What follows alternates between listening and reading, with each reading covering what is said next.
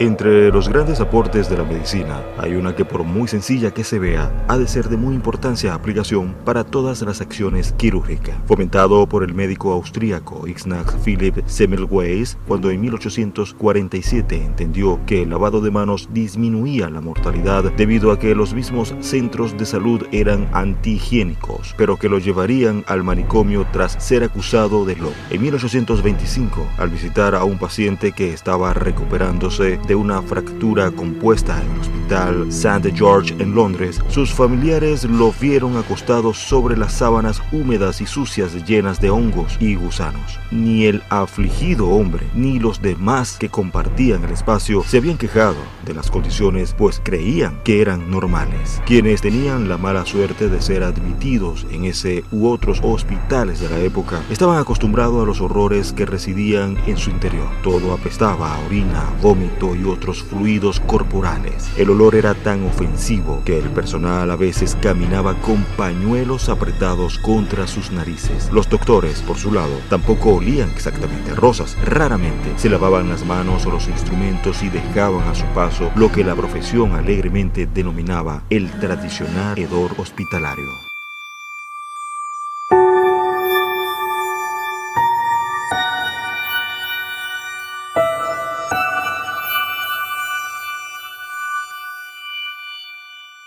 En medio de ese mundo que aún entendía los gérmenes, un hombre intentó aplicar la ciencia para detener la propagación de la infección. Semmelweis trabajaba en el Hospital General de Viena, donde la muerte acechaba las salas tan regularmente como en cualquier otro hospital de la época. Antes del triunfo de la teoría de los gérmenes en la segunda mitad del siglo XIX, la idea de que las condiciones miserables en los hospitales desempeñaban un papel en la propagación de la infección no pasaba por la mente de muchos médicos. Es difícil para nosotros imaginarnos un mundo en el que no se sabía de la existencia de gérmenes ni bacterias, le dije a BBC el doctor Baron H. Lehner, miembro de la facultad de la Escuela de Langonch de Medicina de la Universidad de Nueva York. A mediados del siglo XIX se pensaba que las enfermedades se propagaban a través de nubes de un vapor venenoso en el que estaban suspendidas partículas de materia en descomposición llamadas miasmas.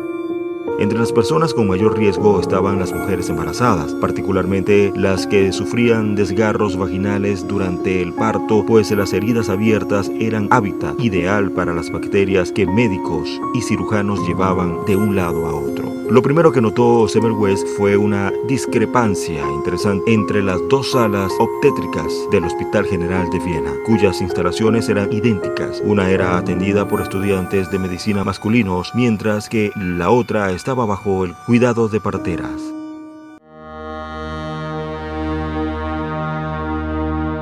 La que era supervisada por los estudiantes de medicina tenía una tasa de mortalidad de 3 veces más alta. Quienes se habían dado cuenta de que ese desequilibrio antes lo había atribuido a que los estudiantes varones eran más rudos en su trato con las pacientes que las comadronas. Creían que eso comprometía la vitalidad de las madres, haciéndolas más susceptibles a desarrollar fiebre puerperal.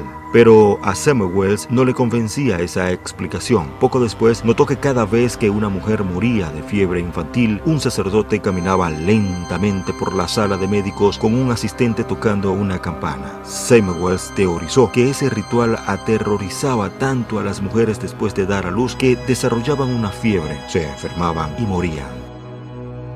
Después de hacer que el sacerdote tomara otra ruta y abandonara la campana, comprobó frustrado que el cambio no había surtido ningún efecto. Cortar cadáveres abiertos en ese tiempo conllevaba riesgos físicos, muchos de ellos fatales. Cualquier herida o grieta en la piel producida por el cuchillo de disección, por leve que fuera, era un peligro siempre presente, e incluso para anatomistas más experimentados, como el tío de Charles Darwin, con el mismo nombre, que murió en 1778 después de sufrir una lesión mientras disecionaba a un niño. Mientras su colega moría, Semmelweis notó que sus síntomas eran muy similares a los de las mujeres con fiebre puerperal. ¿Sería que los médicos que trabajaban en la sala de disección llevaban partículas cadavéricas con ellos en las salas de partos?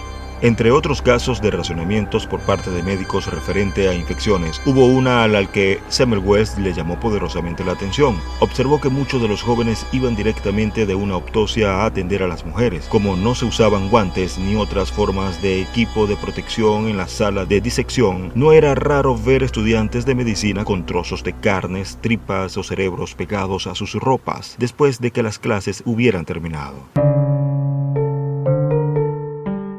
La gran diferencia entre las salas de médicos y las de las parteras eran que los médicos realizaban autopsias y las parteras no. ¿Sería esa la clave del misterio que atormentaba a Semmelweis? Tras concluir que la fiebre puerperal era causada por material infeccioso de un cadáver, instaló una cuenca llena de soluciones de cal clorada en el hospital y comenzó a salvar vidas de mujeres con 3 simples palabras: lávese las manos. Aquellos que pasaban de la sala de disección a la sala de parto tenían que usar la solución antiséptica antes de atender a pacientes vivos. Las tasas de mortalidad en las salas de estudiantes de medicina se desplomó en abril de 1847. La tasa era del 18,3%. Inmediatamente después de un mes de instruirlo al lavado de manos, las tasas cayeron a poco más de 2% en mayo.